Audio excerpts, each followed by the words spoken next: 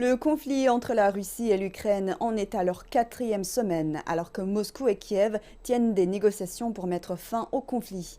Le principal négociateur russe affirme que les deux parties ont rapproché leurs positions autant que possible sur une proposition visant à faire de l'Ukraine un État neutre.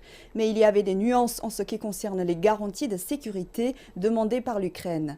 La partie ukrainienne a déclaré que ses positions sont inchangées, demandant un cessez-le-feu, un retrait des troupes russes et des garanties de sécurité solides avec des formules concrètes. Mikhailo Podolyak, conseiller du président ukrainien, a déclaré jeudi qu'une rencontre entre le président russe Vladimir Poutine et le président ukrainien Volodymyr Zelensky devrait avoir lieu dans les prochaines semaines, après la signature d'un accord de paix que les deux parties sont en train d'élaborer.